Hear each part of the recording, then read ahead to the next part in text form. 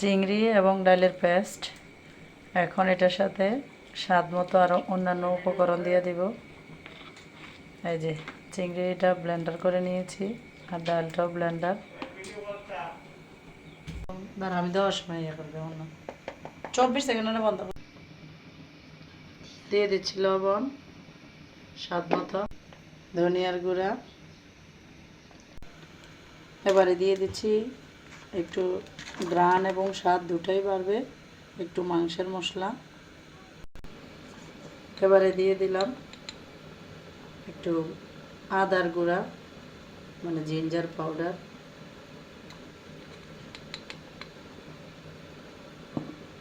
তারপরে একটু মরিচের গুঁড়া,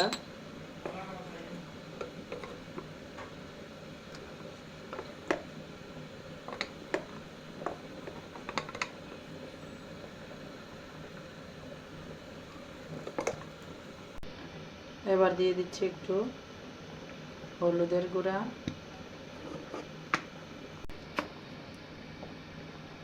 এবারে দিয়ে দিচ্ছি একটু রসুন পেস্ট,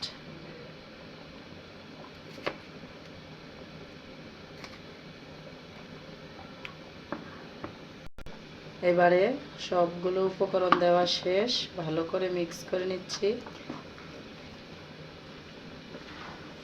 এই যে ভালোভাবে এভাবে মিশিয়ে নিতে হবে সমস্ত মশলার গুঁড়া, তারপরে লবণ, তারপরে ডালের পেস্ট এবং চিংড়ি মাছের পেস্ট। মাখতে মাখতে সবগুলো উপকরণ আস্তে দেখবেন কালারটা একটু চেঞ্জ হয়ে হলদে ভাব চলে আসছে।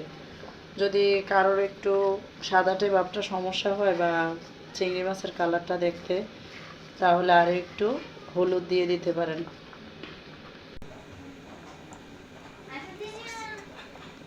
এবারে একটু কাঁচামরিচ, এই যে কাঁচামরিচ কুচি এবং একটু বেশি করে পেঁয়াজ কুচি দিয়ে দিব।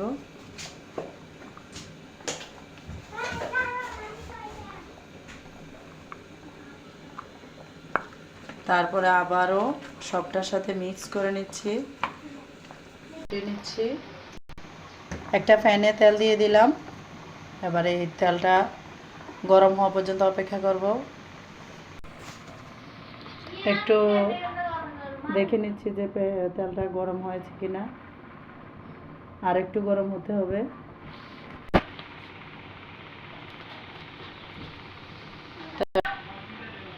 তেলটা গরম হয়ে গেছে, এবারে বড়াগুলো তেলে দিয়ে দেবো এক এক করে।